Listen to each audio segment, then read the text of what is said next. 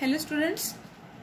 Now in this lecture we have discussed with the new next topic, that is the fragmentation of the alkenes or the olefins.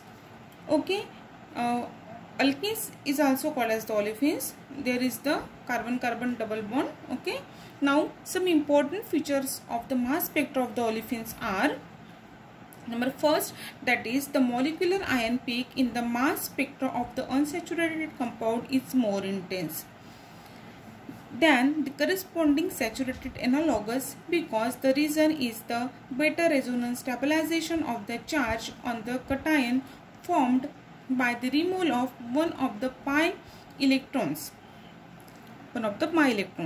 देखो इसमें क्या कहा है, the molecular ion peak in the spectra of the unsaturated compound.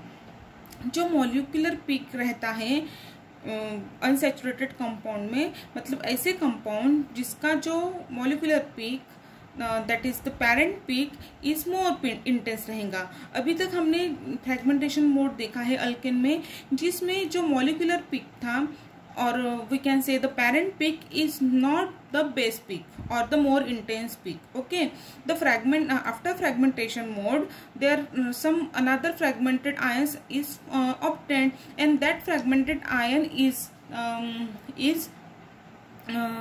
उसमें से एक जो रहता था वो बेस पिक रहता था और इंटेंस पिक जो रहता था वो बेस पिक रहता था।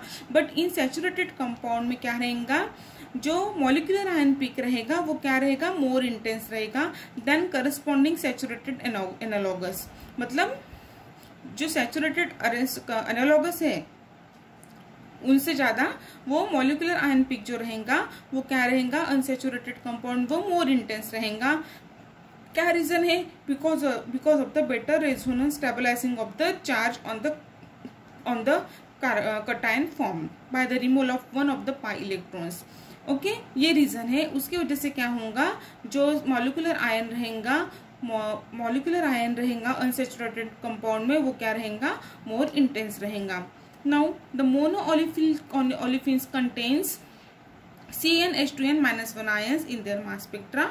Okay, and third one, that is the relative abundance of the molecular ion peak decreases with increasing the molecular mass.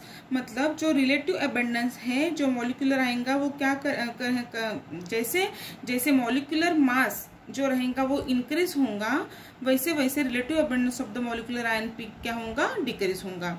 Now इसमें कुछ ऐसे स्पेशल फ्रैगमेंटेशन नहीं रहेगा इसमें, लेकिन फ्रैगमेंटेशन क्या रहेगा इसमें, यहाँ पे कार्बन कार्बन डबल बॉन्ड है, सो दैट यहाँ पे जनरली जो फ्रैगमेंटेशन रहेगा वो किससे होगा, जो होगा वो मैक्लाफर्टी रीअरेंजमेंट के साथ होगा।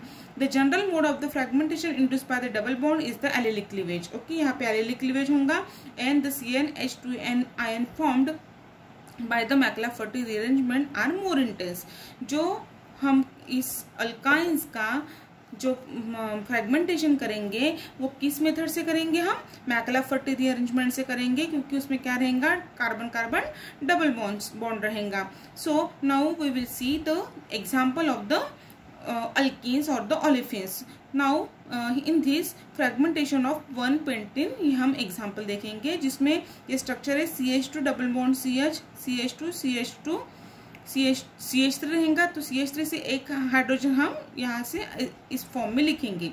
इसमें क्या होगा, देखो मैक्लाफर्टी रीअरेंजमेंट का क्या था statement, McLafferty rearrangement leads to the fragmentation by the migration of gamma hydrogen atom by the cleavage of beta bond. First of all हम एग्जांपल में देखेंगे, ये अल्फा, ये बीटा और ये गैमा हाइड्रोजन एटम है।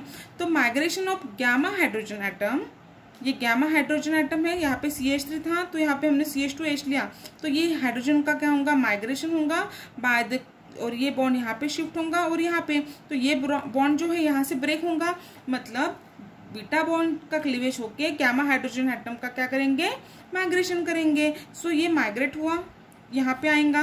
ओके, सो ये यहाँ पे आने के बाद क्या होगा, CH2 का कन्वर्शन CH3 में होगा, CH जैसे का वैसे रहेगा, यहाँ का डबल बॉन्ड छुट के यहाँ पे क्या यहाँ पे आ जाएगा, मतलब यहाँ पे क्या होगा, डबल बॉन्ड होगा, ओके, और ये CH2 और यहाँ से निकलेगा, मतलब ये CH2 और CH2 डबल बॉन्ड निकल गया फ्री रेडिकल करके, और हमें ये क्या मिला, कटायन मिलेगा विच having the m by z value 42।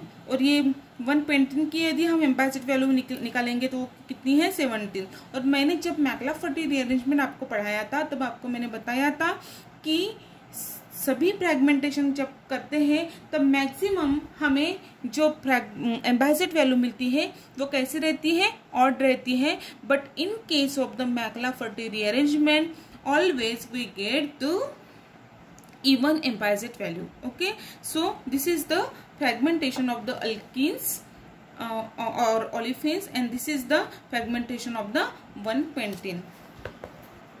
Okay, now we will see the fragmentation of the third fragmentation, that is the fragmentation of the alkynes or the acetylene. Some important features of the fragmentation of the alkynes are given as follows. Number 1-butene or the 2-butene, the molecular peak is the base peak. जो इसमें भी क्या होगा, जो molecular pick होगा वो क्या होगा, बेस पिक होगा। ओके, जनरली मॉलिक्यूलर पिक वो बेस पिक होता है क्या, नहीं होता है। पेरेंट पिक और the molecular peak in case of the alkynes is the base peak. Base peak means the base peak किसे कहते हैं हम, जिसे कहते हैं जिसका रिलेटिव अबंडेंस 100% होता है। Okay, now the next point is the relative abundance of the molecular ion peak is decreases as the molecular mass of the alkyne is increases.